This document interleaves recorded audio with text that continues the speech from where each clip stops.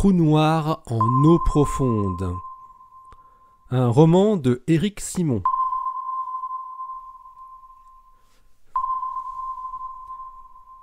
Chapitre 4. Vanilla, nuit du 9 avril 2017. L'hélicoptère les avait transportés jusqu'à 5 km d'Amundsen-Scott. Ils avaient dû faire le reste du chemin avec une mini-motoneige également héliportée pour cette occasion.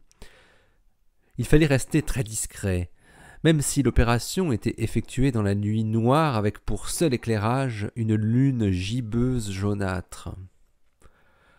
La motoneige tirait péniblement une remorque à ski où ils avaient entassé leur matériel.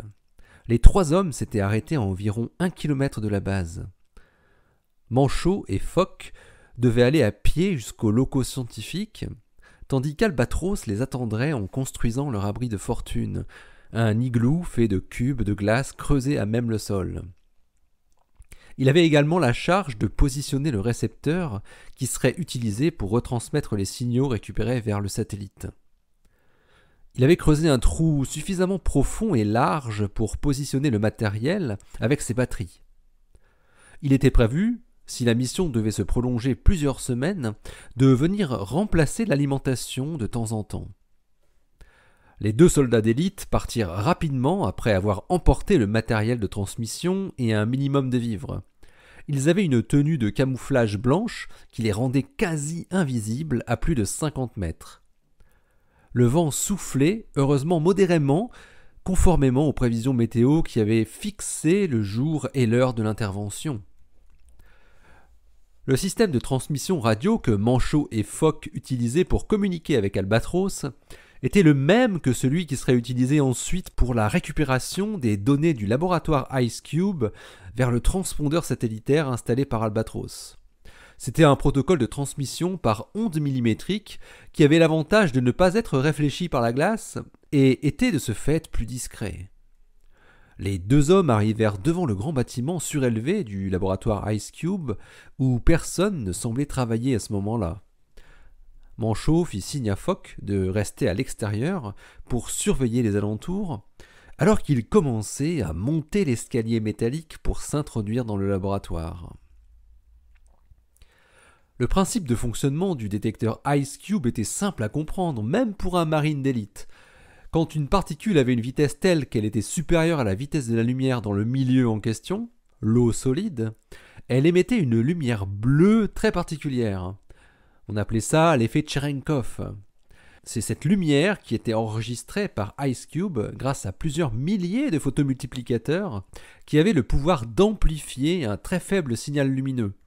Et justement, quand des neutrinos interagissaient par un heureux hasard dans le gros cube de glace instrumenté d'1 km cube formant IceCube, des électrons, des muons et des taux étaient créés selon la saveur du neutrino en question.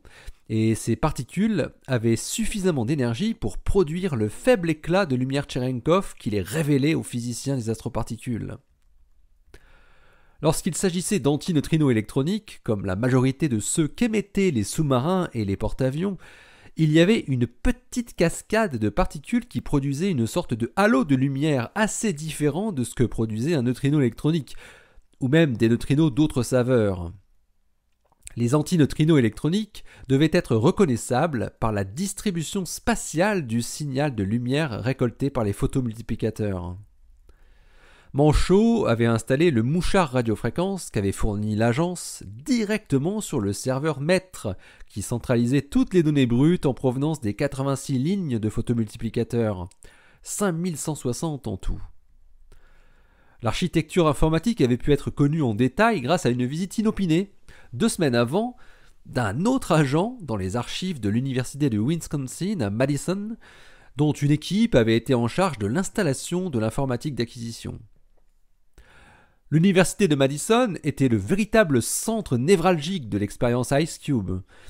Il avait été question pendant un temps que l'opération Vanilla se fasse plutôt là-bas, car toutes les données de l'ICL, le IceCube Laboratory, y étaient rapatriées par satellite à la fin de chaque semaine. Mais il en avait finalement été décidé autrement. Il fallait plus de réactivité et pas plus de quelques jours de latence entre la détection et son analyse. Cela avait été un jeu d'enfant ou de collégien pour Manchot qui en avait vu d'autres, dans des climats un peu plus chauds. Il lui avait fallu moins de 20 minutes, test de fonctionnement compris. Il avait pris soin de placer le dongle sur une sortie existante pour le rendre difficilement détectable. Il était d'ailleurs prévu de venir le récupérer exactement dans les mêmes conditions à l'issue de l'opération. Ni Manchot, ni Fock, ni Albatros ne savaient si ce seraient eux qui seraient mobilisés pour le nettoyage de fin d'opération, mais ils y étaient prêts.